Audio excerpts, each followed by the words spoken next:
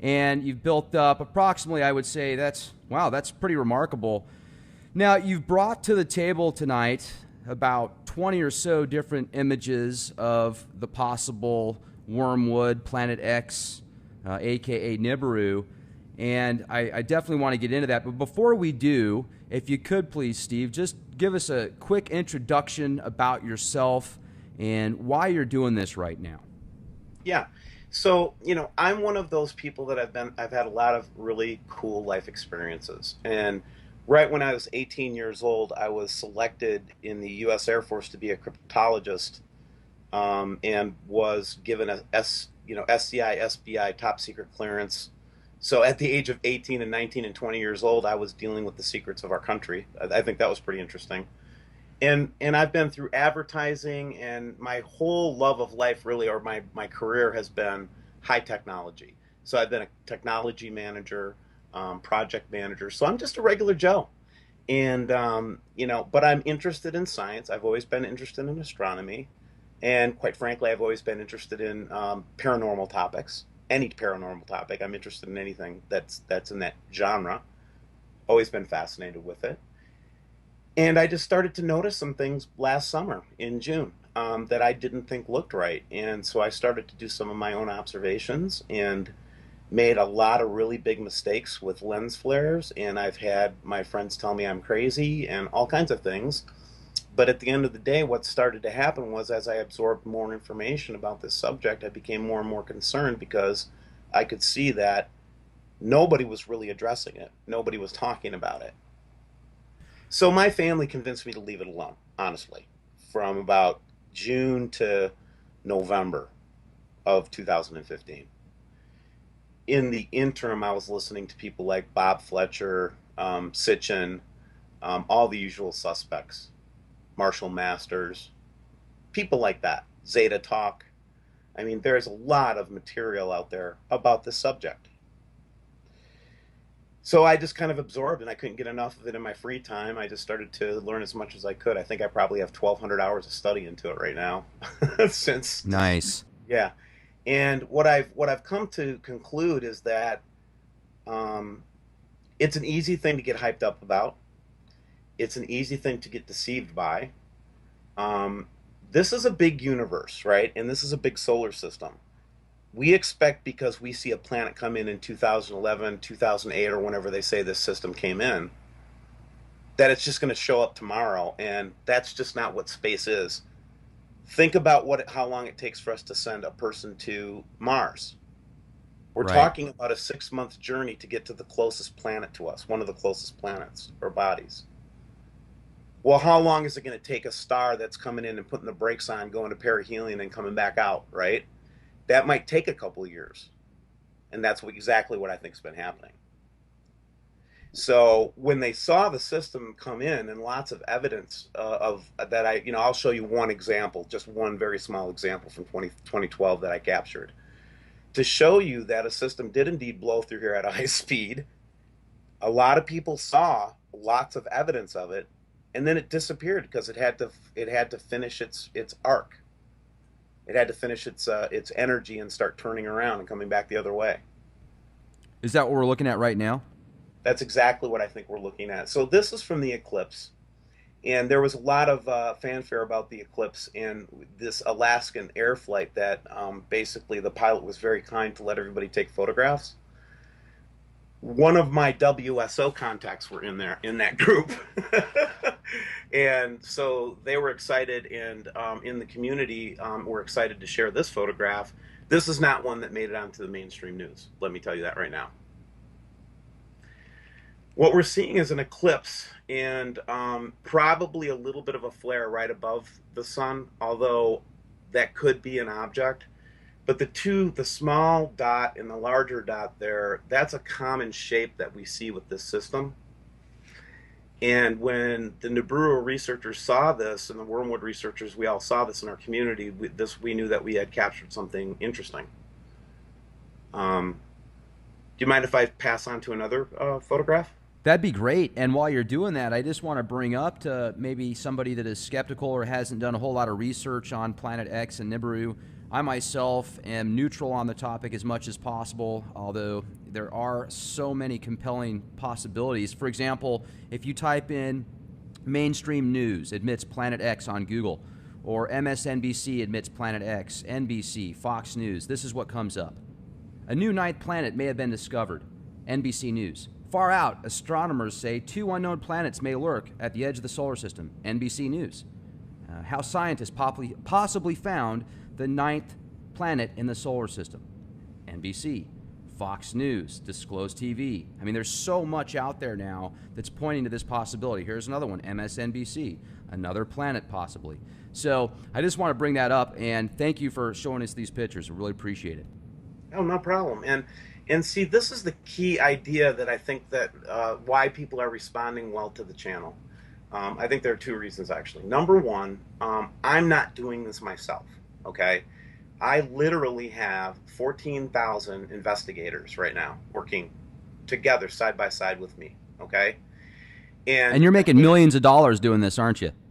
Oh God, yeah, I'm making a whole ton of money. No, actually, I don't sell anything. Nothing is going to ever be sold. I'll give you an example. We're trying to do our own balloon launch, and we're trying to do it in several locations around the globe with the WSO network. And so we're getting that project going, and and just people are just very responsive to that type of thing. So that's great.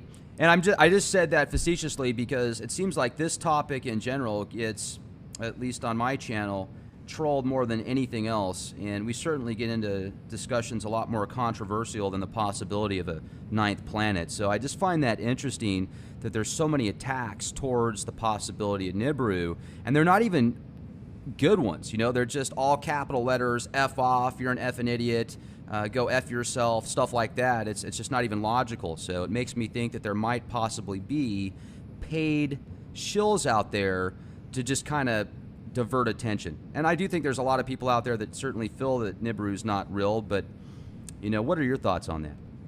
yeah, so there's a lot of discussion in the community about this, by the way. All the researchers that I work with, we all face a lot of cyber resistance. There's 2 types of cyber resistance we face.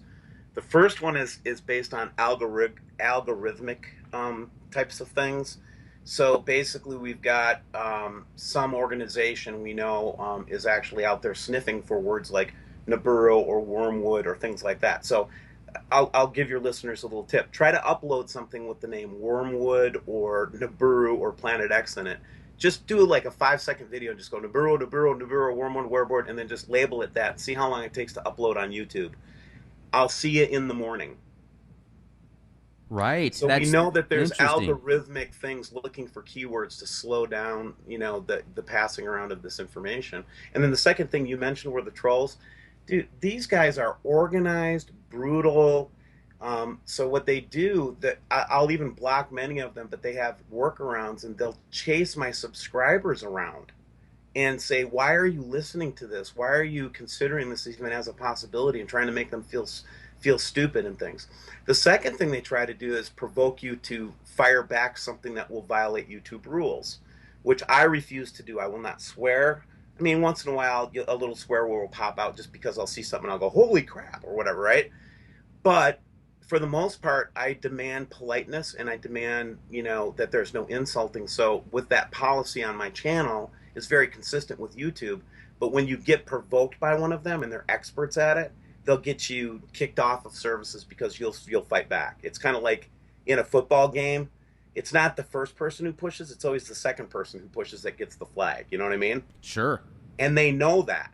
So what you have to do is, and what I'm teaching my subscribers and my listeners is, ignore them. Just completely ignore them. That's the best policy. It really is. That makes sense, because if they're really good at psychology, and then they can find out what, clicks, what makes you upset, what's going to cause you to respond back to them, and then they can take that and use it against you. So I'm really glad that you brought that up for our listeners. And you're an expert with cybersecurity as well, correct? That is correct. That's my current profession. That's how I make my living. I don't sell books. I don't, try to sell any of this stuff. I get my ads on YouTube and that's it, right? And that barely covers my costs at all for this effort. So I'm losing a lot of money from this, but I really don't care because I really am a big believer in the karmic principles too. That if you do good and you try to plant good seeds and you try to be a good person, that you'll reap those rewards someday. And I really That's believe that. awesome. Yeah. And so I'm just trying to inform people because in my heart, and I'll tell you the story when we get into some of these other images tonight, but when I first saw some of the more amazing images from the All Skycam network, which is basically www.allskycam.com, these are observatory mounted cameras all over the world. And these cameras have been an amazing source of information. Of course, they're vilified by the trolls and by the people that are trying to oppose the information. Anything that we get data from that gets vilified. So all Skycam is automatically bad. But in fact, we've gotten some amazing images from All Skycam Network, and that's one of the places I went when I was first being, kind of converted to thinking that this might be real. That's where I got some of the evidence that pushed me over. And I'm going to show you an image tonight that really shocked me. Then I just used some deductive logic and I said, well, if I'm seeing this, it was an image from an Australian Skycam. And it was brutal. I mean, it was like, what? WTF big time. And then I just logically, I thought, well, there's got to be a Skycam in the South Pole somewhere where I can validate this or see a second point of view. Sure enough, I find the Australian, South Pole Expedition Skycam. Pull it up, and I'll show you the photo from tonight. I'll show you tonight some of the things that we saw there. In fact, why don't we jump into some of this? Because Well, when I saw that South Pole image, uh-huh. I looked over at my wife and I said, it's real, it's happening. That's what pushed me over the top. Okay, and before we do, just the one we're looking at now, it looks like this image was inverted. No, this actually is not an inverted photo. This is actually an eclipse photo Okay. done by a photographer. Wow, that's fantastic. So, and I'm trying to think of a way to ask this the right way. How do you confirm that that isn't just some type of, something on the lens or? Well, that's the second point I was going to make about the success of my site is that we never rely on one image and we never everybody on all the whole network of subscribers and commenters, we tend to say, okay, we want to look at this from 4 or 5 different perspectives. The word corroborate is very important in my channel, okay? So I'll show you this image, but you know what? I also showed you this image, okay? So that's Right. 2 images of the eclipse that shows me that something might not be right. And I don't say this is conclusive evidence. But then I go to Soho, and now this is an inverted image just to see it more clearly. Okay. This is one that was just recently being passed around, and it was a big hubbub in the research community because they accidentally let one off in Soho where we could actually see some type of reflection or refraction of an object in it. Yeah. Then you might go to this and say, oh, well, if that thing's sitting behind the sun and I'm in the southern hemisphere, maybe I could see it from webcams to Mexico. Sure enough, I go there. I look at this time of the day. I'm sorry I cut off the date up here. This was actually from a couple days ago. And I will show you right now what happened today at the same webcam. But we are clearly seeing an illuminated object in the sky here. And I'm going to zoom in on it for a second, and I'm going to show you something. It's not just illuminated, it's multicolored. I'll try to show you the multicolored. It's like almost a plasma, what you would expect to see in a plasma charge. So Okay. the theory is that as this star came back into our solar system, as it made its loop back in again, that now we don't have just momentum, velocity, force, those kinds of things, but now we're also dealing with electric universe principles, and the sun and this object may be in some kind of a struggle or fight, if you will. So we've got the opposing forces of momentum and planetary motion combined with the forces of magnetics, which are repulse and attract, those kinds of things, right? Sure. So we don't know where this thing is moving or where it's going, but we're getting a lot of pictures of it, right? So Uh-huh. there's corroboration point 2, a webcam. Then I go, and all over the world now we're seeing this strange red halo. In fact, I will tell your listeners, this is one thing you can see yourself. It's not going to be visible every day. It depends on the amount of chemtrailing. We'll talk about that in a minute. And it depends on other factors like, how many clouds are in the sky. I've seen this in my own backyard looking up in the sky at least 6 times. This photograph, I think, is from Canada. I just got 2 photographs from Portugal, Spain, just today that's going to go on my next broadcast.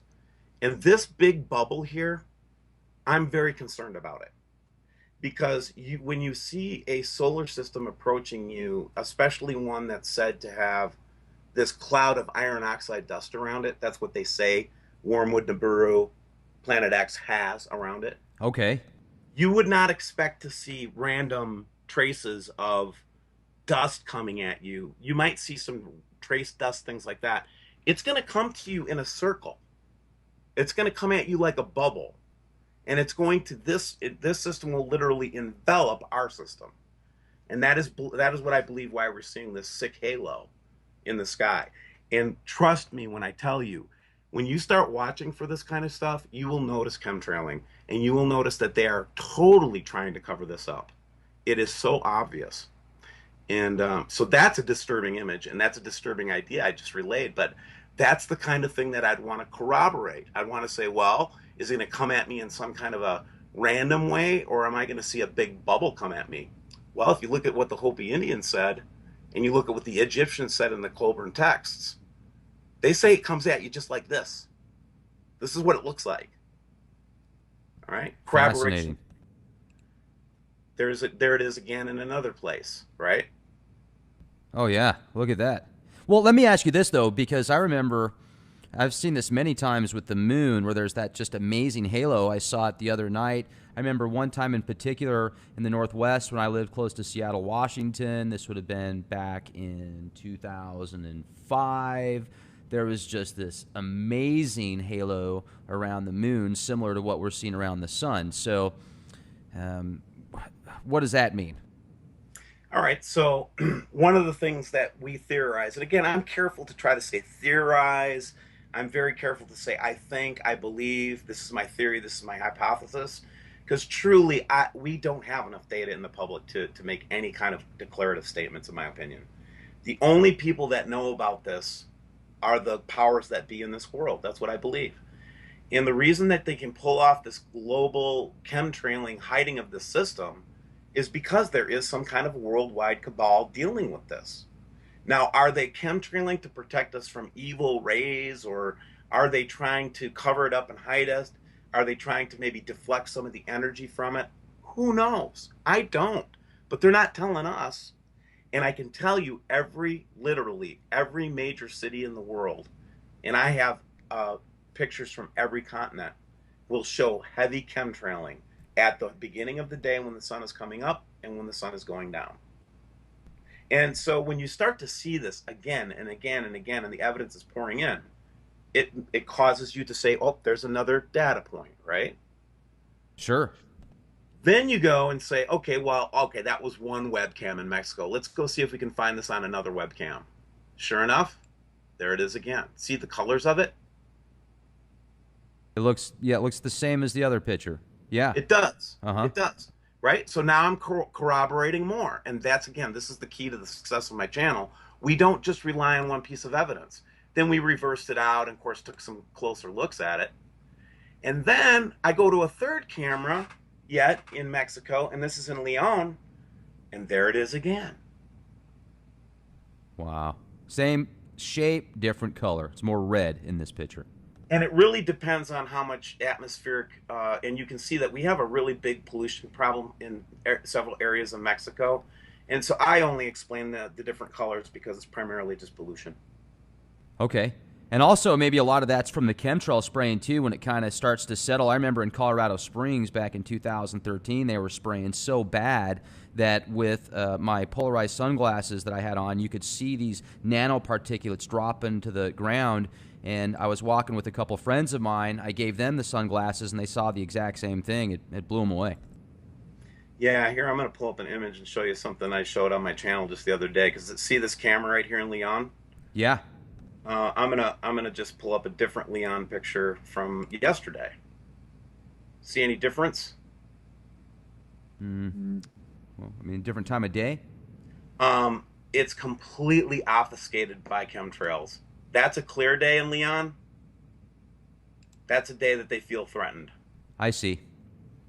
Okay, And you can so tell by when the they, kind of the checkerboard patterns, the streaks, the cloud streaks. or and again, you can match these up for different times of the day. But one another thing you say, well, if they're airline contrails, or well, I just had a gal testify to me 2 days ago, and I put it on my channel. Airline attendant that was actually briefed that we are adding additives to the fuel. This is why we're doing it. Some of your planes will get little nozzles. This is what we're doing. And they explained it to her. And she thought it was for the common good because they were going to, help with EMP attacks. You can go look at my last video. It's actually all there. The fact that she brought me that is the other success point, is that people that are afraid, I'm telling you, they're so afraid. They're so afraid to show anybody what they found, and I'm trying to provide a place where I put myself out there. I don't care. I'm not making any money. I'm not doing this for glory. Listen to me. I had no expectations of this site. I just wanted to put truth out there and see if I could get feedback. And what ended up happening was all these people that were frustrated with not being able to talk about it or share their experiences now have a place to do an outlet. And that's why we're successful.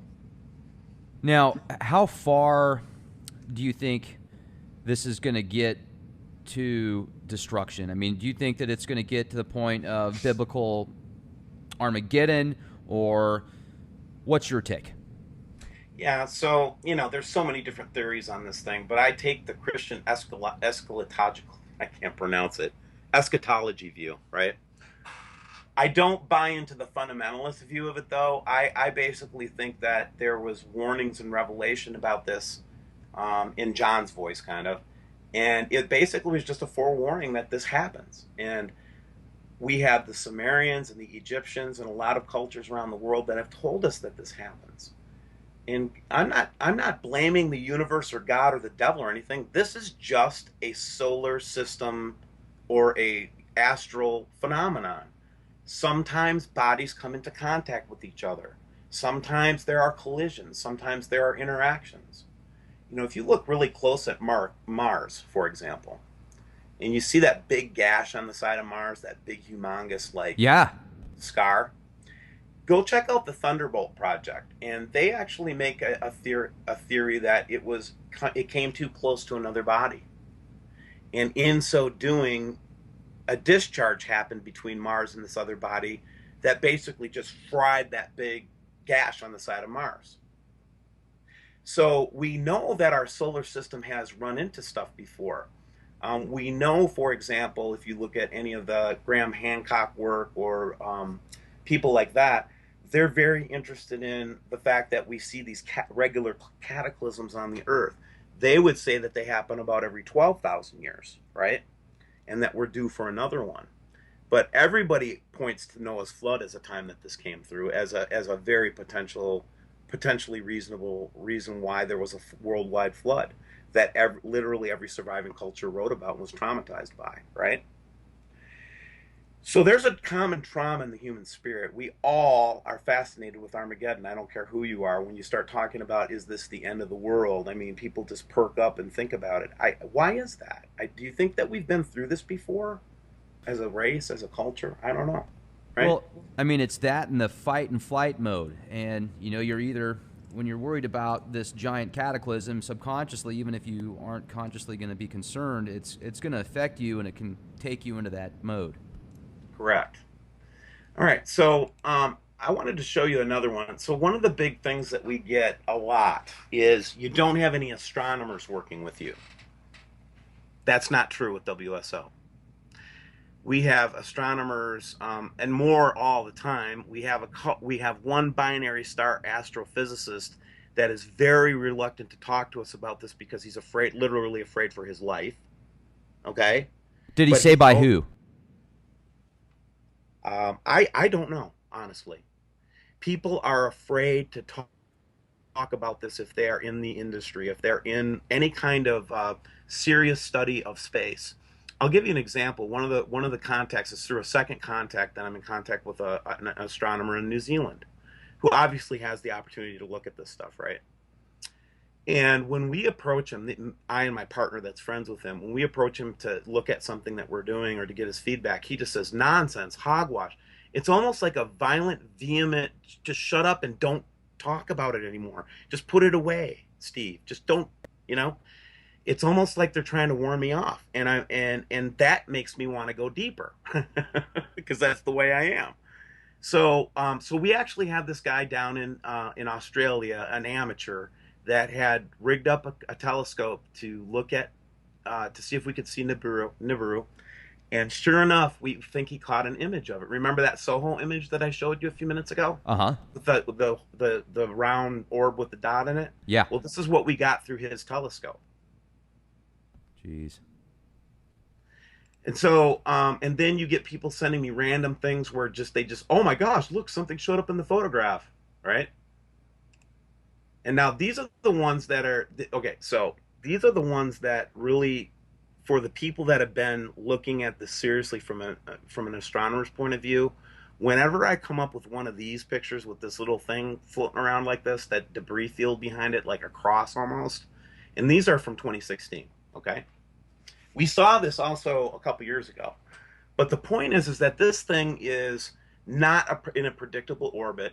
And every time I show an image like one of these images like this will bring out the trolls like you can't believe. And I've had a couple of the insiders say that if you show this picture, they're going to shut your site down. So I show it all the time. Because if they're going to shut me down, if they're going to shut my site down for telling the truth, well, what control do I have over that, right? So, like that size, how big would you say that is? Well, okay, so so inside this circle here is the sun, and the Earth is probably, and I don't know what the distance of this object is. This is blown up of this object here, right? So I don't know what the distance of, but it is certainly way larger than Earth, for sure. Because remember, the sun is just this little circle right here, in here. And the sun is like so many more times larger than the Earth. And this thing is behind the sun. Remember the photos I was showing you of Mexico? Here we are corroborating again, right? Now I'm using space imagery. So then I'm getting these blood moons all over the place. This, again, was a professional photographer that works with me. His name is Queskos, by the way, and I promote his channel all the time. But we've been seeing blood moons, unscheduled blood moons all over the world. What's that all about? Yeah, what is that about?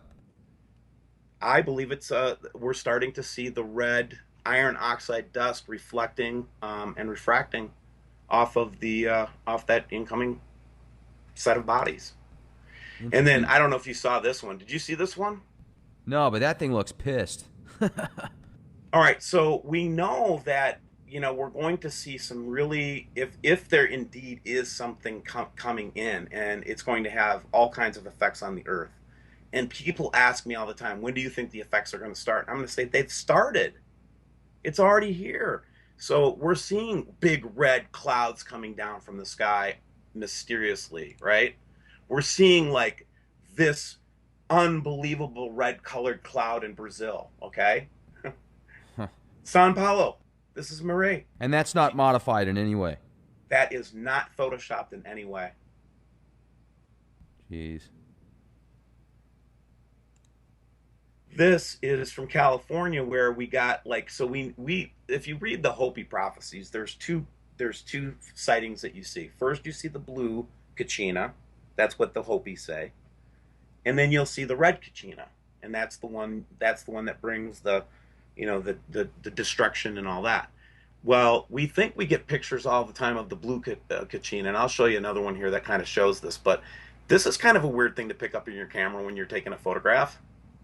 It almost looks like an aurora of some type. Doesn't it? Now, I just wanted to point this one out because this is some of that background research. So a lot of the people that first come into this, they think that they're the first people that ever thought of it before, and that's common, right?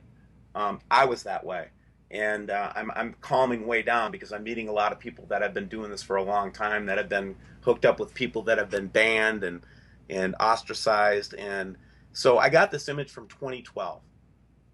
This is when we theorized this thing was coming in. Okay, so just to kind of show, the sun is over here, right? I don't know what this big bubble is, and I've got a body that's kind of close to the sun and definitely within the heliosphere ejecting something. Now, planets don't eject stuff, guys. Okay? They don't. So the question is, what was that in 2012? All right? So I reach out to all my Nibiru wormwood buddies that got beaten down over the last, 10 years and say, just because this, all these date setters dates didn't happen, doesn't mean that the system's not real. That's ridiculous logic, right? Well, Because a bunch of people said it was here and it didn't show up, that means it's not coming. let me jump in real quick, Steve, because you Sure, I'm bring up sorry. a. No, this is fantastic. I'm absorbing this like a sponge, and I'm sure our listeners are as well. But you bring up a key point, the dates. It started in 2003, and then it went to 2008, 2012, 2013, and it's always May 23rd. And not always, but a lot of times that's the predictive doom date. So my speculation is if Nibiru is going to cause this mass chaos here on planet Earth, that they're using that as a conditioning process in the media. I'm very astute to that. But what is your theory on that? And we'll go from there. Yeah, okay. So this is where my eschatology comes into play, right? My Christian background. By the way, just as a point of interest, I was ordained in two separate churches. Got kicked out of both of them. Okay. Nice. You were asking too many questions, huh? I've always been in trouble. Now, this is a natural calling to me. I love to cause trouble, and I love to tell the truth, right? What was the question again? Nice. We were talking about, the Nibiru starting in 2003. It's going to hit Earth and the Yeah. conditioning process. What's your take on why they started coming out back so many years ago saying Nibiru is going to cause mass chaos? Huh. Well, there's two ways to look at that because that's been a pretty ostracized community, right? So let's take an example like Marshall Masters, I think is a great example. And I mean all the respect in the world to any people that tried to get into this and learn it. And there's a lot of accusations that go around. You know what? I don't play that game. If you have information that you think is going to help us get to the truth, I'm not going to sit here and look at your laundry. I want to see what you got. Anyway, so you look at Marshall or you look at Nancy Leader and the early kind of adopters of this whole philosophy. And then all of a sudden they talk about that they're getting their information from the Zetas or the Anunnaki or, you know what I mean, some spatial group, right? Right. Summoning Well, something. I'm the weird guy that says I'm getting my information from the Holy Spirit. Hmm. So that's my Anunnaki, right? Nice. And that Anunnaki tells me that God is in control of everything, and you don't get to tell him when to do stuff and what he's going to do and what he's not going to do. And then, not from a scientific standpoint, we know from looking at the Ferratus, if Carlos of Ferratus, and if anybody doesn't know who that is, go Google Carlos Ferratus. He was an astronomer from South America that was extremely brilliant and actually mapped out what he thought was the orbital diagram back in the 50s and 40s. He was very into this, right? And he actually mentions that when he was observing it or doing his mathematical based on the disturbances or perturbances of the other bodies out there, and he's got a body of work, that it had three different speeds. And it was crazy, and it didn't operate like other celestial objects. So when I hear an old expert, an old astronomer saying stuff like that, I've got to think that's enough variability that any model would be wrong. Just take mass for example. Well, some people think it's a planet, some people think it's a comet, some people think it's a brown dwarf star. Well, there's a lot of difference between those three things in an astronomical model. You know that, right? So 55 Earth masses versus 10 Earth masses versus 4 Earth masses. So all these models have too many variables and there's too much weirdness with this system. I believe the only people that have the resources to nail it and really understand it are NASA and the United States government and the governments of the world. Those are the only people that have the resources to really nail the dates of when it's going to come and what it's going to do. Now, do you remember that Navy map that came out many years ago? I'd say at least 20 years ago, that was supposedly a classified map that was showing where the tide was going to go up and basically safe zones in the U.S. and places that many people actually moved to that were in the military when they retired because they thought something bad was going to happen. Yeah, yeah, I've heard stories, and those stories primarily come from a guy named John Moore. Mm-hmm. And was the one that had all those contacts at the senior Navy levels and had all that map and all that kind of stuff. Right.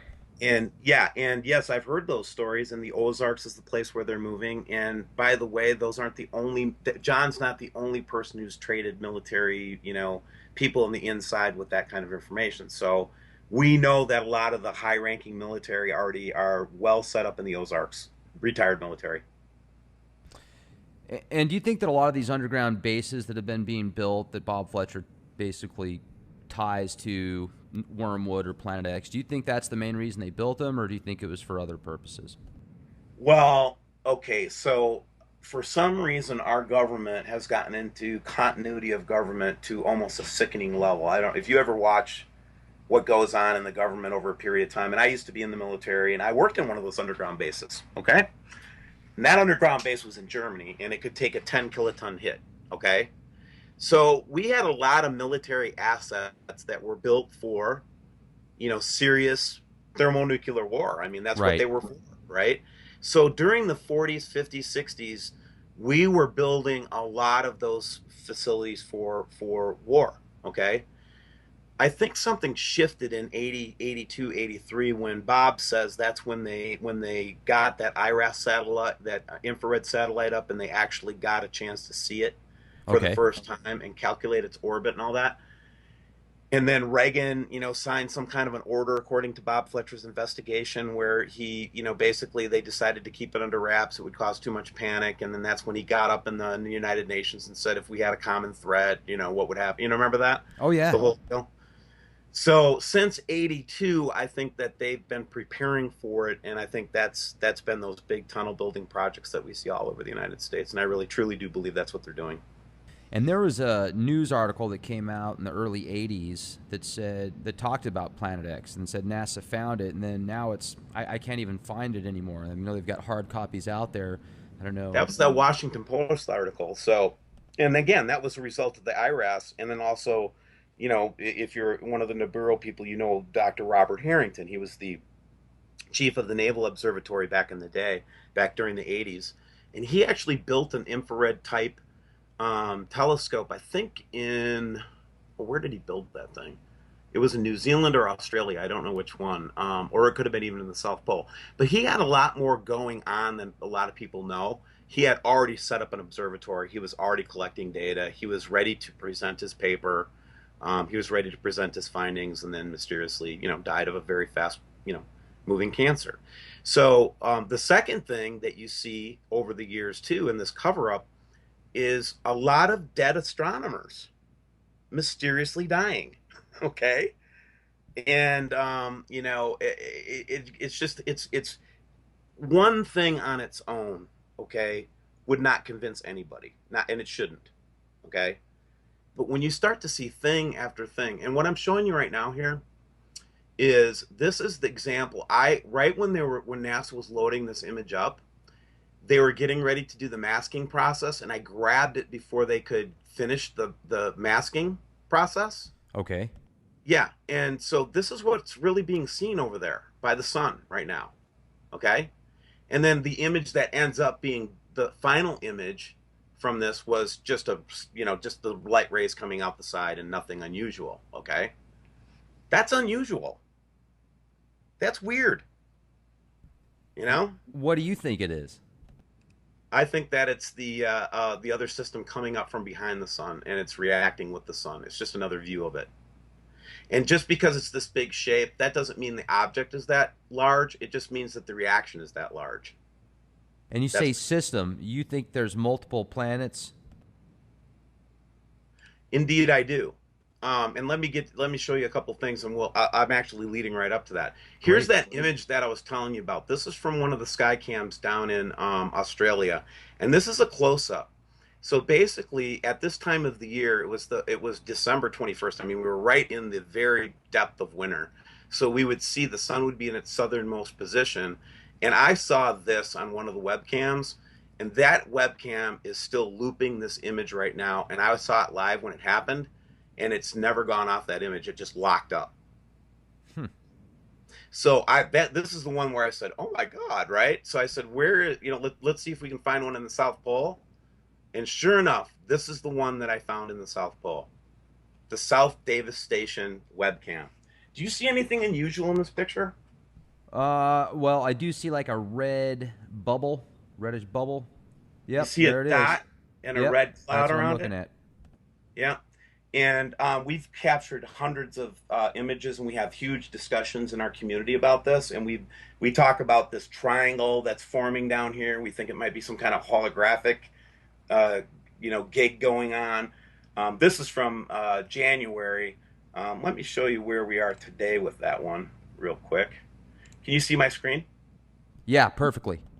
All right, so this is today's Davis station. We still see the two planets. We see the debris field coming in, and we still very faintly see this object, but it's definitely moved and it's not as visible as it was before. So I wanted to kind of make that point as I go back to it again, that we were seeing it really clearly in the winter, deep winter. Now, check this out. So I close in on this on a really bright day one day so I could get a good picture of this triangle. And we think that this could be, I don't know, lens guts or something, could possibly be this little shape. But man, this blew my mind. This is when I said, this is a daytime photograph. And if you looked up from the sky in the South Pole Station, this is what you'd see in the sky. It's Jeez. natural light. This is meant to be looking at clouds. That's what it's designed for. That's That's shocking stuff. that's incredible. Yeah, I mean, you can clearly see that red ring, and like you talked earlier with the red moons, the blood moons. Fascinating. Yeah, yeah. And then we focused in on the triangle really close one day, and we had a big discussion. That was fun. Let's And talk about that for a minute. So, you think that's just an anomaly, or what? no, I'm pretty convinced that okay. So a couple of months ago, or a couple weeks ago rather, the Russians actually talked about that they were going to send up this big pyramid balloon for some reason. Okay. Um, yeah, and I don't know if you saw it, but Dabu 77 had a little story on it. It was an interesting story. It was like, oh, they're going to blow up a big balloon. Right. I didn't see it. No. I'll have to check it Okay, out for sure. so we think that part of the obfuscation could be that they're building, that they're building devices or constructions. And remember, if I blow up a big piece of plastic in space, right? If I put that out there, Okay. remember we're in the vacuum, so once it's up there, it's just going to stay there, right? If I've Sure. got if I've got it in a good orbit. So we think they're going to try to obfuscate parts of it, but the other part of this that's been freaking us out is, I mean, is it just me that sees the triangle and the eye coming down on it when you look at that? Is that the symbology of all of the stories of the Wow. Freemasons? Is this what they've been hiding from the world? Is that this is coming and they have to prepare for it? I don't know. It's a theory, right? Dark side of the moon right there. I'm telling you, so when you start seeing that kind of stuff coming off, again, no photoshopping, no photoshopping. So, This is okay, exactly the way I saw it. that line there, how long's that been there in the pyramid thing there? This Yep.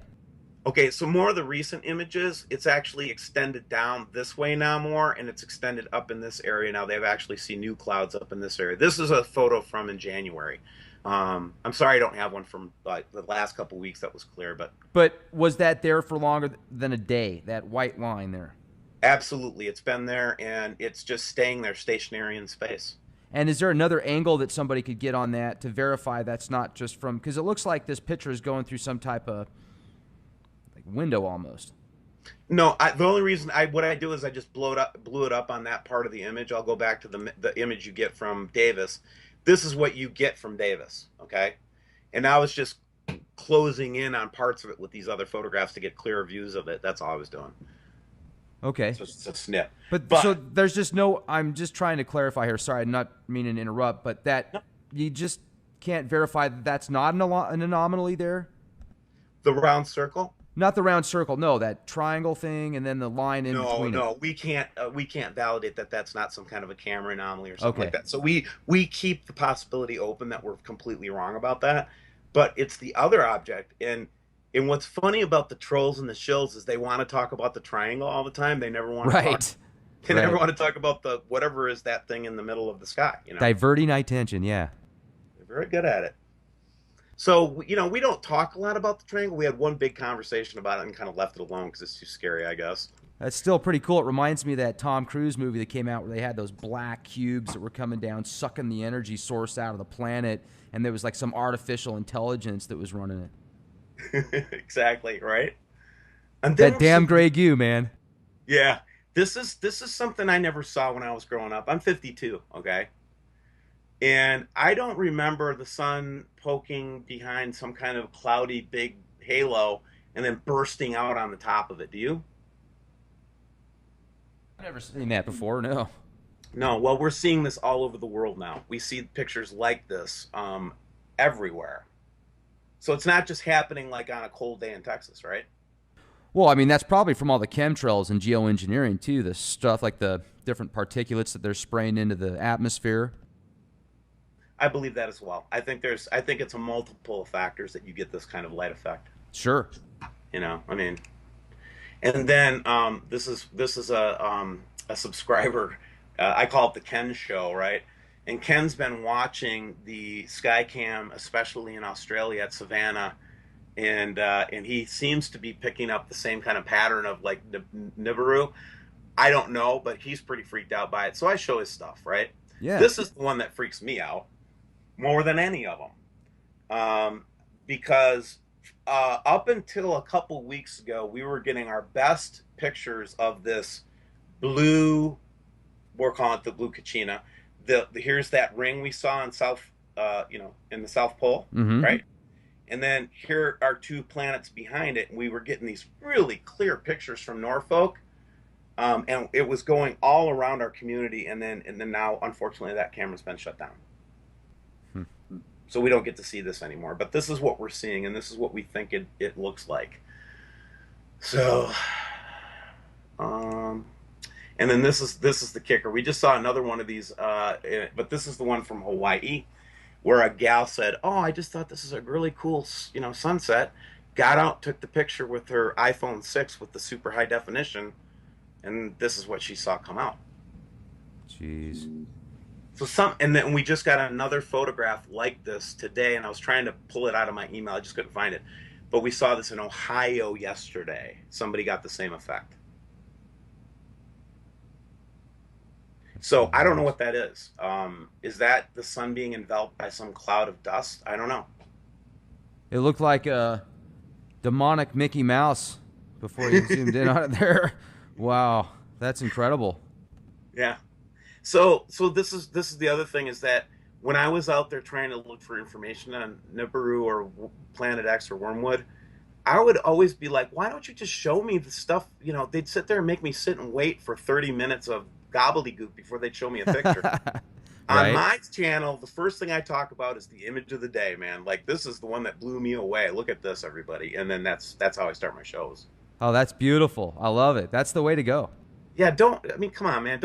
People want to think about this and talk about it. They don't want to, be strung along, right? Now, I laugh because I'm nervous, and I tell my audience I've got a problem. I'm scared a little bit, and a little freaked out by the stuff I'm seeing, obviously, as a researcher. Sure. But at the same time, it creates this excitement or this energy that makes me want to laugh, and it's sick. I know it is. But this is from one of the webcams that we saw in Germany. Again, seeing this interaction apparently between the sun and some other object. So that one, it almost looks kind of like lens flare or something like that. Right, and that's why corroboration is so important. So I would say, okay, that's fine, and we'll just skip it then. Okay. Did you ever see this one before? No. All right, so this will be the only date I'll talk about on your show tonight. Okay, The only what? date. Oh, perfect. Okay, sounds great. Okay, Never put a date on doom, Steve. right, that's what they say. But this is only because this was a neat thing and an interesting little twist on it. So this is a franc that's I think a Swiss franc. It's a concept for the Swiss franc when we go through the global reset. I believe everybody's going to have their own treasuries again, right? Okay. So I think the whole Wow, you petrodollar. think it's going to go back to every? You don't think it's going to be one giant Borg giving out credits? I think that they'll back the currencies, but the currencies will look the same. It will be like it will be a treasury note from the United States. It won't be. They're not going to show their hand and give us a world currency with like a brown eagle on it. You know what I mean? Right. You don't They're think not it's going gonna to do be that. They're a not that stupid, right? microchip? Okay. Yeah, and microchips. Come on, really? I mean, I get it. I get why you think that's the mark of the We had a beast. I guest on the get it. show the other day that actually went out and purchased the microchip. He got it implanted in his hand, and he's very happy. He says he goes to the store, he just swipes his hand, and he gets all sorts of interesting people and discussions when he does it. So, I said, man, why would you want to have a cell phone installed into your hand? It's bad enough having it next to your head for 30 seconds if you got to talk to somebody, let alone plugging it into your body. I know, right? A So cool guy, though. I mean, don't get me wrong. He's a great guy. Just he's a futurist and he's far out there. So, but if you really think that that guy took the mark of the beast, I think you need to go and maybe take your Prozac, right? well, whether it's the mark of the beast, I don't know, but he did. I watched him get the chip. It's done by a corporation that it's about the size of rice. You can get one yourself. But the technology itself is scary, is weird and scary. So let's notice two things about this concept bill, okay? Because I think it's on topic. The first thing you'll notice is that we've got all of these A, B's, and C's up here in circles in the background. Yeah. Do you know what that is? No. Those are genetic codes. Huh. That's just a little snippet of a genome. Fascinating. Down here, we have the solar system.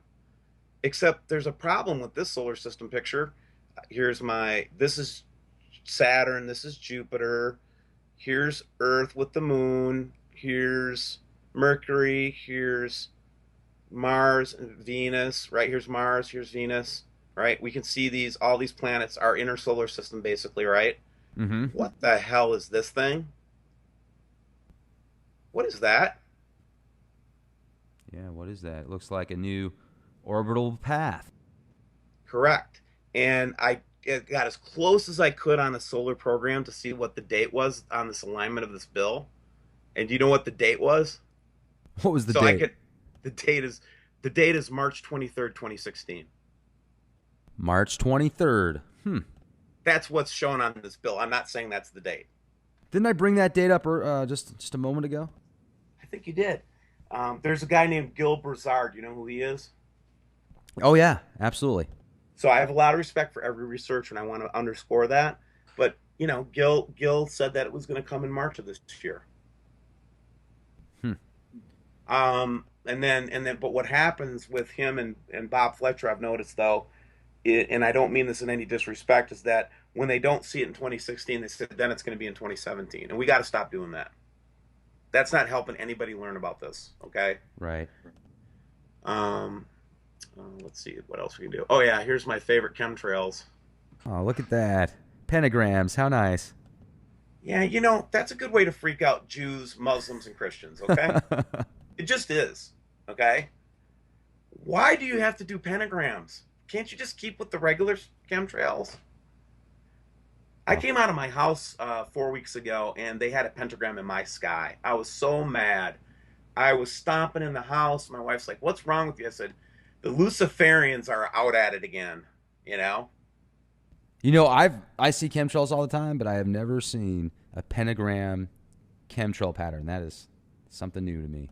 Yeah, yeah. And when I started seeing these come in from subscribers, and I was like, all right, maybe they were just joking around, right? It was just kind of like a tongue-in-cheek thing by these pilots or whatever, until I saw it in my own backyard. And then I was like, what are they saying? What are they trying to say? And then it's like they just watch us like ants underneath, just stupid, just not even looking, you know? Well, and how do you know if it's upside down or not? I'm just kidding. All right, so here's one of those images that piss NASA off really bad. And this is where I've got the old Nibiru community coming at me, right? Okay. And they'll tell me when I have an image. This was actually one of my partners went in and filled all the stars in for me, and showed me that there were no constellations or anything for this object right here. Then I had a picture of the Nibiru system or one of its bodies. It's just a recent one. This is from 312. Okay. Jeez, that's huge. Yeah, it is huge. So again, remember that's the size of the sun right there. That little dot. Yeah, the trolls and the debunkers, they don't like this one at all, and you'll never see them comment on it, by the way. Well, And I've been warned. I've been warned that this will get me shut down by showing this one. So just so you know. how long have you been showing it? Every time I get one like this, I put it up as quick as I can. Because again, what I did was what I saw happening with the site was there was a certain critical mass that I got to where they couldn't just shut me down. I don't think, but I think they will if I get too close to it. You know, but there's so much out there now where they're basically letting people know that they found it and it's hitting the mainstream news outlets, but they're saying it in a way that's, I guess you could say, pacifying the masses. Oh, well, yes, we found it, but it's not going to be here for another 50 years. Oh, it's 36,000 years, not 3,600 years. You know, it's so what's the deal with that?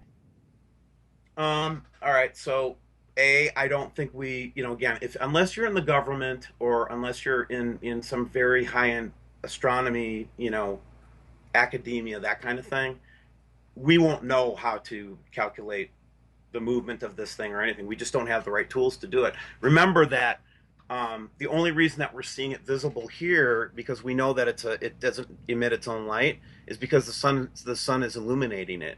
So, like, I love the guys that come out with their welder's glass and say, "I can't see anything." Well, no, it's an object that doesn't illuminate unless the sun illuminates off it. What makes you think you're going to see it with a welding glasses? Well, here's another thing, too, that if you were to look at this same image a year ago, would that have been close to that vicinity? No, it wasn't present in the photos from a year ago. And we always do cross check with a year ago. So that's a way that you could find out how fast that thing's moving, is you could compare it to, a week ago, a month ago, right? Yeah, and we are working on this, right? So I'll give you an example of a project we're working on right now. Have you been keeping up with the number of asteroids that we've been discovering and then seeing like in the same day? No, I haven't. Have you? Oh, absolutely. In fact, can I take you to that site real quick? Let's go. Perfect. Let me get it up here.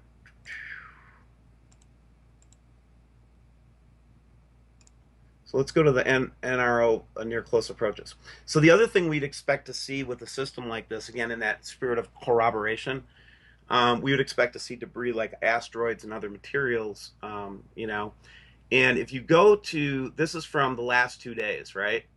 So these are the ones that already have gone by. And what you see over here, this is the distance in lunar distances. That means 1 LD would be the distance between the Earth and the Moon. Anything that's under like 10 is called a near Earth object. I mean, it's really close, right? Okay. We have had just in the last couple of days 1, 2, 3, 4, 5, 6, 7, 8 near Earth objects that were only discovered in the last 3 months that we never even knew existed. Now check this out. Here is 1, 2, 3, 4, 5, 6, 7, 8, 9, 10. Those are all discovered in 2016. Look at this one. Jeez. Now check this out. I'm going to that. Oh, they blocked me from this site. I don't have my proxy thing on. I'm blocked. What? They blocked you? Oh, I'm absolutely blocked. I have to put a proxy filter on to get to any of these sites. Unbelievable. Oh, I am blacklisted. Absolutely. You're So if I, blacklisted from NASA.gov. yeah, if I don't have my proxy filter on, if I don't have my proxy filter on, it's not all the time, but just now, for example, it won't let me go look at the orbital diagram right now because I have to turn my proxy filter on, and I don't want to risk our interview. So, but anyway, good enough to say that go look at it yourself.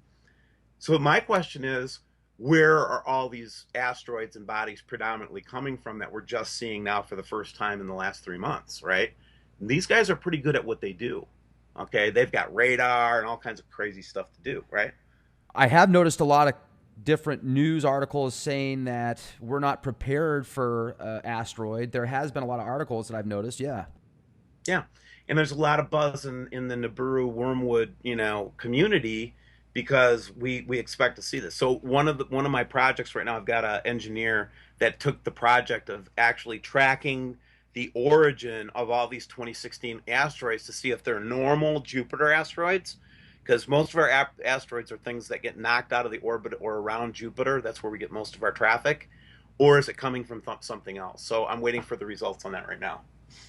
Now, if you compared this chart to last year or the year before, what would the statistics be as far as close, near misses? Yeah, I didn't do a statistical study on it, but if I'm listening to BP Earthwatch, I think he said this is very uncommon, and he's probably one of the people that have watched this chart more than ever anybody. And when he came on to show this, and then look at a couple of the comments that are coming towards us in the next couple of days, he was very adamant that this is unusual. So that's the anecdote I could tell you. I didn't do a study of it. So, and that seems, that's very interesting. I'd be surprised if, remember the Star Wars program that they started working on in the 80s and then it went real hush hush? Yeah. Now, I wonder if they did that to create something for possible asteroids that it could kind of steer them off or, blow them up before they got too close to Earth. I don't know. Without a doubt, they were doing that. Absolutely. Now, what I want to show you here, this is one that just, oh my gosh, this just freaks me out because it's got elements of everything that we've talked about. So here's it's a little webcam in Pompano Beach, Florida from March 1st. Now watch this. So first we see this little object show up right here, Yep. right? Okay, nice and clear, right? See it? Yeah, it looks great. Absolutely. Same one that we've been pretty much seeing. I would say that it corroborates pretty good with the ones that we've been seeing before. Now watch the refraction or the reflection that comes up off this thing.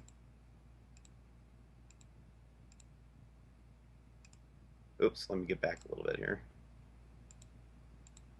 Now, I was seeing something coming from the right, too. Is that just, Yeah, is that a lens flare? yep. I'm going to stop it right there. So what we saw was what's happening is the light's refracting from that object back there, and it's refracting off of the lens of this lens. And I'm going to show you a refraction in a second, so you can see what I'm talking about. Because we've seen this many, many times. I believe that that's just a reflection of the object. That's what it looks like in space. Okay.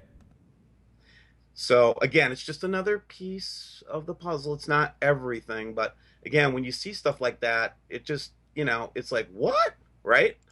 Absolutely. What was that? Definitely. And so again, like I said, we have stuff coming in from all over the world.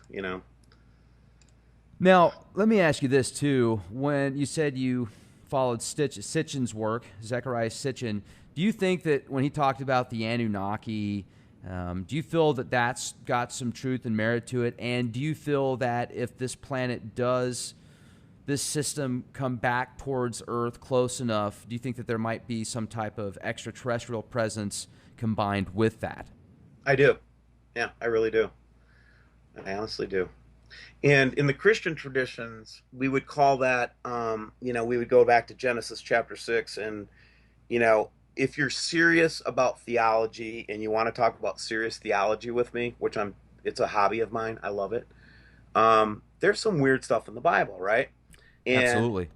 And you would say to me, I would say something like to you, a fundamentalist Christian, I might say, you don't think there's aliens? No, we don't think there's aliens. And I would say, well, then where did God come from? He didn't come from Earth, right? Right. Yeah. Well, doesn't that mean that God's an alien? Okay. Well, we also see in Genesis chapter 6 this group called the Watchers. And there were 200 of them in the book of Enoch. And these were sentient conscience beings in our traditions, okay? In the Judeo-Christian view, okay? Right. And in our eschatology, in our, history. And we talk about them, coming and habitating with humans and taking human wives and procreating and creating hybrid races of people. That's all in my Bible, man. That's in a Christian's Bible. The same people that go to the Baptist or Pentecostal or Catholic church on Sunday, they just don't know what's in there. Right. And if I was to share that stuff with you, it's congruent with somebody saying the Anunnaki. Well, is there anything to say that the Anunnaki and the Watchers of the Christian or Jewish Bible aren't the same exact beings?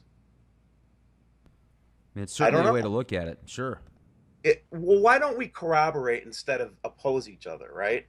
We're humans, we're limited. So let's assume that these things are watchers and let's assume that they're angels, okay, for the Christian benefit, right? Sure. Well, that means that they've been around for a long time and they're super wise and they're super smart and they're probably got a lot of capabilities that we can't even begin to understand, right? Mm-hmm. Similarly, if I take the evolutionary view, and these are just the Anunnaki were this race that developed before the humans did, and then they evolved us through a hybridization program. It's a pretty parallel story, but they'd still have great capabilities. They'd still be way beyond any human beings, technology, et cetera, right? So in Sure. either case, we're dealing with an alien entity that's a lot smarter and brighter and knowledgeable than we are, right? In those traditions, I say. I'm not saying they're fact, right? Sure. Well, and But when another you, thing too is there's a lot of speculation that many of the, aristocrats, very elite, rich people, and certain bloodlines go all the way back to the pharaohs of Egypt, and before that, some people speculate that they're the offspring of different fallen angels or the Anunnaki or right, different, almost like a different race, a different sentient being. And would you correlate with that as well? I would, and okay. So have you ever heard of a gal named Karen Hughes? Absolutely. Okay, so Karen, you remember her story, right? Where and she doesn't mention it much. She's more focused on the global reset and trying to help the good guys win. I really believe she is. A lot of people will call her a shill. I don't.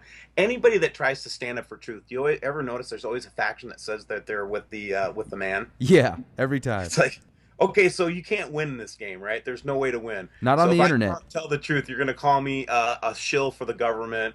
And I'm sick of it. Let's just cooperate. Well, I mean, Yeah, if you've got an opinion, then yeah, you're a shill. automatically. But anyway, Karen talks about the elongated skull individual that she met at the Vatican. Do you remember that story? Refresh my memory, please. So she was part of some high level IMF lawyering, right? And there was some accounting discrepancies or whatever, and the Vatican was somehow involved in, or their accounting group or whatever, it had something to do with an IMF transaction. And one of the people that showed up in one of these high level secret meetings was a guy with a huge, big, elongated skull. That's what she said. A Fascinating. different, a different species of human. Well, and that would correlate with many of the skulls that have been found, from old archaeological sites with these elongated skulls. Some people think that many of them are actually because they created that deformation, their family members did because they were trying to mimic another sentient being. So that's interesting. Possible, right? I mean, but again, we have very limited facts. We find the skulls, right? Or we have a testimony from a Karen Hughes that seems to be a very credible witness, right? But I've never seen a guy with an elongated skull, okay? But again, there's so much evidence that points towards this, um, I mean, just worldwide conspiracy, I guess you'd say.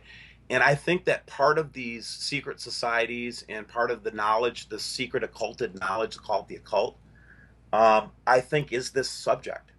I think that they've known about it for centuries. I think they've planned around it for centuries. And the level of planning and the level of subterfuge that goes on in the world that we are born into, I've found in the last 10 years, is staggering. It's staggering. And when you start to get above it a little bit and you start to wake up a little bit to the fact that maybe you haven't heard the truth your whole life, or you wake up to an interesting subject like this, like a potential cataclysmic event that nobody's telling us about, right? It can drive you crazy. It can drive you nuts. And so what I tell people is you also have to just kind of keep a little bit of it. We don't have any control over it either. So I'm interested as a scientist. I'm interested in it as a theologian. I'm concerned about many people's lives. I'm concerned about what's going to happen to people on the coast and all that.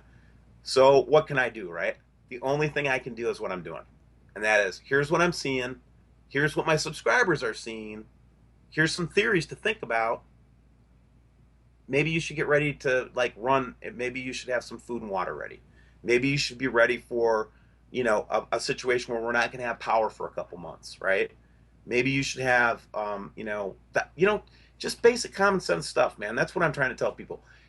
If you live anywhere in the United States, hurricane country, coastal country, earthquake country in California, it's just common sense to have an emergency bug out bag. It's just common sense to have 3 weeks worth of water and food. So if I'm telling people that I think this is coming and you should prepare, and the worst thing that happens is that I've got a bunch of people with extra survival supplies in their basement, no big deal, right? Who cares? Let us have our Nibiru fun, okay? But if I'm right, and my community is right about this and we're being lied to about this, you know, that's a whole different discussion, isn't it? Well, Why would they lie to us about that if that's the case? What possible reason could you have for covering this up since 1983? Why? You can't all of a sudden say, okay, we see this thing coming in. We're going to relocate everybody 200 miles in from the coast. We're going to get some shelters ready for everybody to go into when it comes through. We'll have food for everybody. They had since 1983 to prepare, as far as I can tell. Why didn't they? Why hasn't this been the worldwide thing? If it's true, right? well, That's some dastardly stuff we're talking about. That means they're intentionally killing people. well, let's think about it. If you had the keys to the kingdom and you had a mindset of you wanted no more than 500 million people on the planet, there's way too many people out there, yet you needed them because you wanted to create these amazing underground structures for your survival, and you needed to obtain enough energy and resources and opportunities for continuation of life for you and the people that you want to help reseed the population, it makes perfect sense. And so what do? Well, let's destroy the planet as much as we can, is what they're thinking in their minds, right? With all the fracking and all the nuclear reactors next to fault lines and the chemtrails and the poisoning of foods and medicines and vaccines. And it just seems like they're trying to create this society of just a retard society that can't even take care of themselves, yet some of them are so bright and so intelligent, but because they've got autism, they can barely function in a regular society. It's like we live in the Twilight Zone. It's absolutely horrific. Yeah, you talk about dystopian, right? I mean, this reminds me of science fiction I read when I was a child. It really does. I used to be big into science fiction, okay, when I was a kid. Surprise, surprise, right? When there's those clouds again, man. I mean, just crazy. So we're back. Those are the images that I wanted to show you, and I thought that would just kind of set a nice conversation. I literally have tens of thousands of photographs, and I only am able to show maybe 1% of the collection right now. That's all the time I have to do. So I pick the best ones I can find, and I try to put up a show every day or every other day. And the other thing that I've noticed about this channel that's interesting is that, and the reason I leave the comments open in spite of the shills and the trolls, is because I'm seeing a lot of people talk to each other that would never have met each other any other way, right? Mm-hmm. So I'm pretty sure we'll get a couple marriages out of this, and who knows what else, right? The Nibiru dating service. I know, right? So let's talk about what's going to happen after this for a second, can we? That'd be great. So there's a lot of theories, but I have one theory, and I think this is a very, very core idea. I believe they're preparing to take over the world after this happens. The Phoenix idea, right? They want the Earth to go just, as much destruction as possible to happen, so that there's complete reliance on the emerging government that comes out of the hole, right? So these guys come out of the hole with all their guns and tanks and everything. And the population is completely shocked and bewildered. I mean, that's the opportunity to take control of the world right there, right? If you're going to take control of a big part of the world, that's the time to do it, right? So I believe that's their plan. I believe that their whole goal is to execute all these crazy conspiratorial theories, but in the wake of a disaster like this. So they don't want us to know about it because then we won't be able to be controlled when it happens.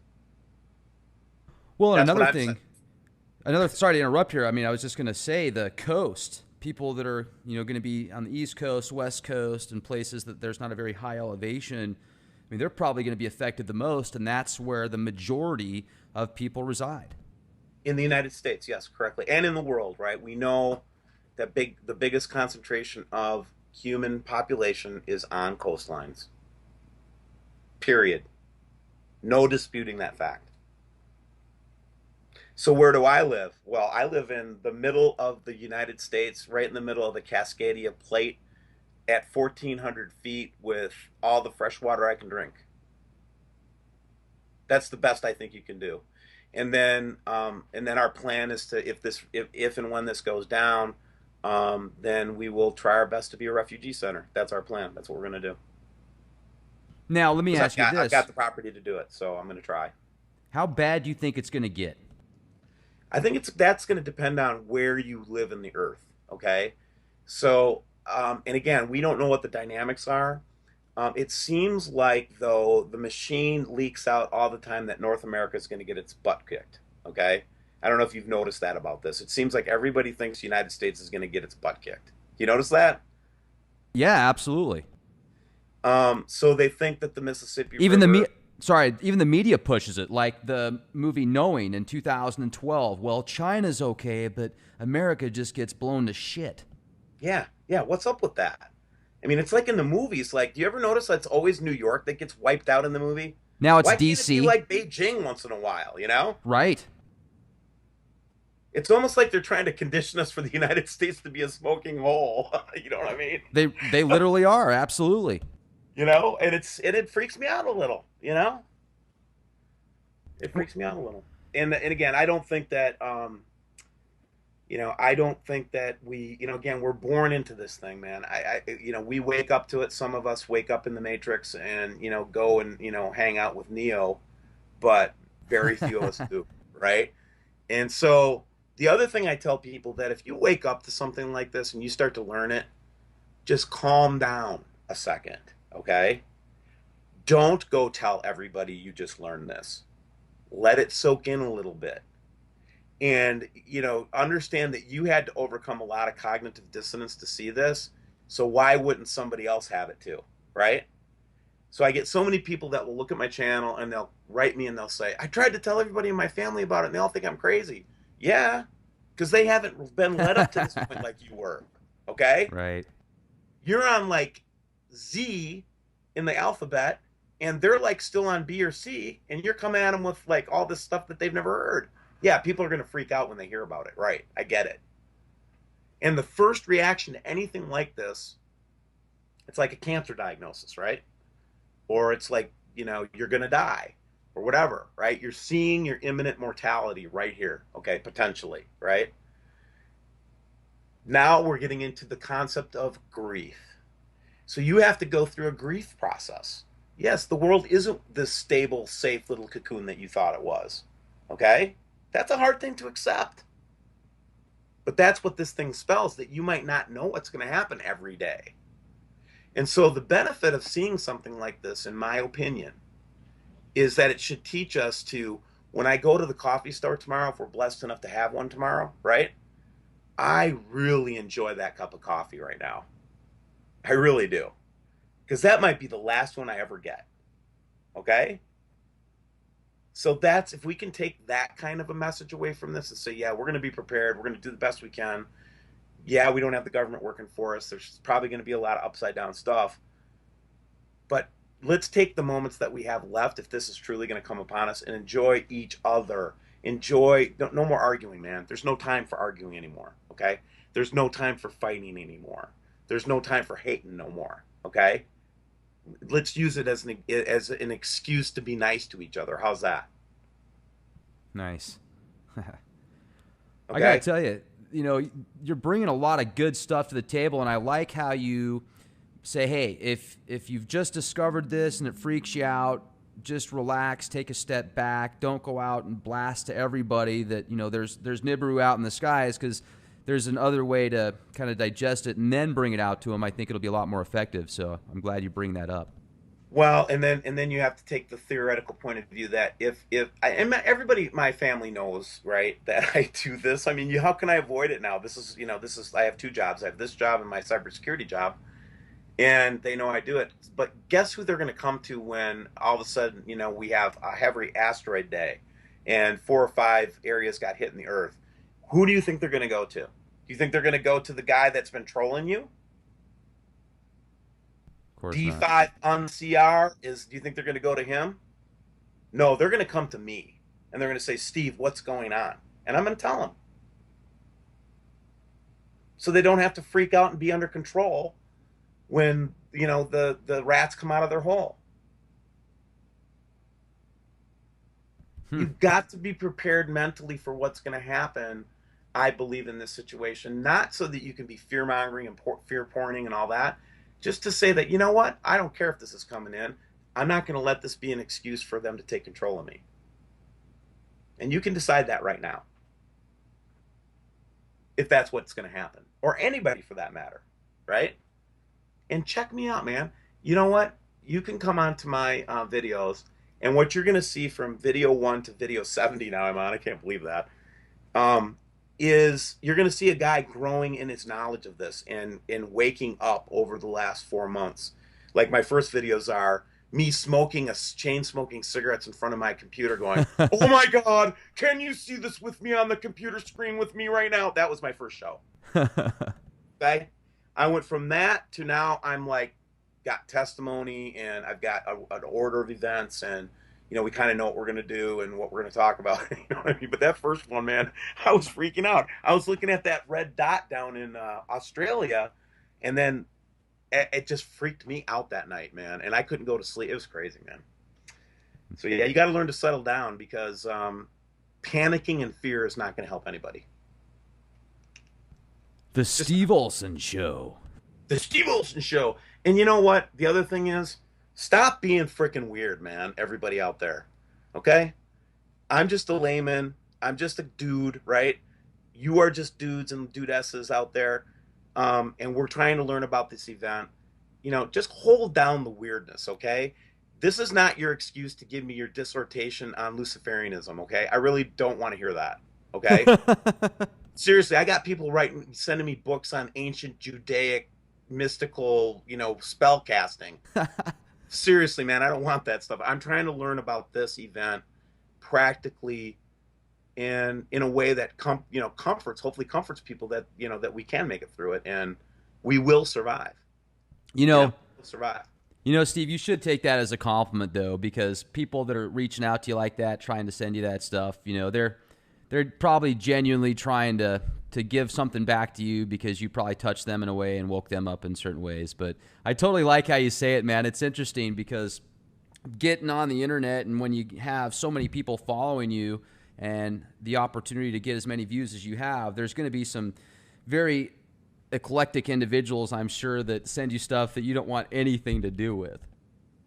No, and it's not. I didn't mean to be insulting about it, but the subject matter that I want to talk about, and the reason I want to stay focused on it, we'll tangentialize once, and we'll go off on a tangent and talk about something. But for the most part, I'm probably not going to argue for or against any specific like theology or anything like that. You know, I'll say I'm Right. Christian. I'll say things like, "Hey, Jesus will help you out if you need him." You know, I'll say stuff like that, but I don't want to get into a theological debate with anybody on this. This is really a human species issue. You can never win those anyway. No, you can't. And really, this is about everybody now. This is going to affect everybody on the earth. So really, I don't think we have time for that anymore. Really. You don't think that there's going to be a Buddhist and a Muslim coming across my farm during the refugee time if and when this happens? Get over it, man. They're going to need to help me, and I'm going to have to help them when it happens. You know, the Buddhists have a beautiful way of looking at this. Have you ever heard about how the Buddhists look at Armageddon? No. Oh, you got to go look this stuff up. Buddhists are the most beautiful because they believe that it's necessary from time to time for the universe to expel evil in a very dramatic way, and they're very calm about it. So if you're really with a true Buddhist and you say, "Oh my God, it's Armageddon," then they'll just fold their hands and say, "Excellent," and I'll be like, "Excellent? What do you mean?"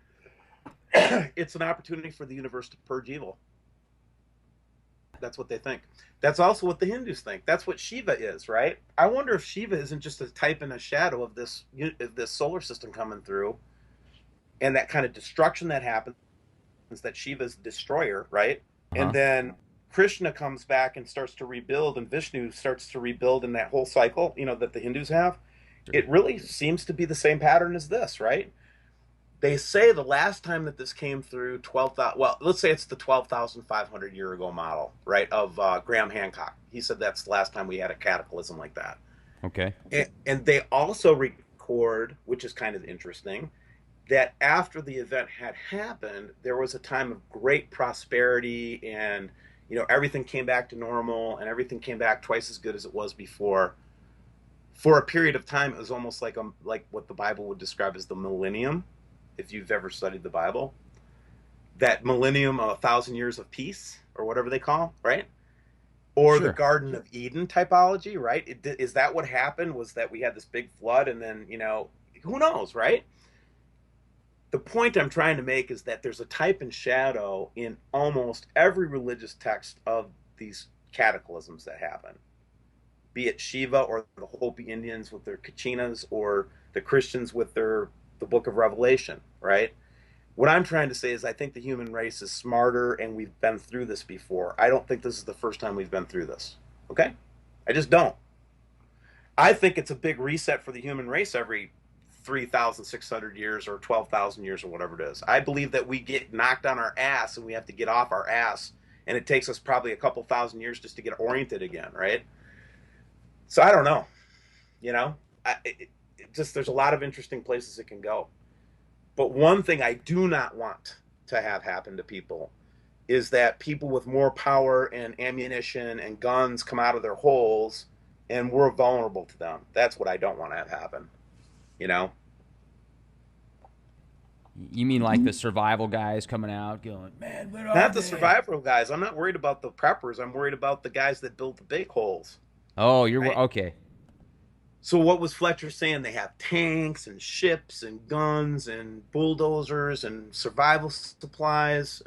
So they're intending on coming out of that hole. They're not going to stay down there. They're going to come out with their army. You know, that's what Oh, I believe. I believe they're coming up back out of the hole to conquer.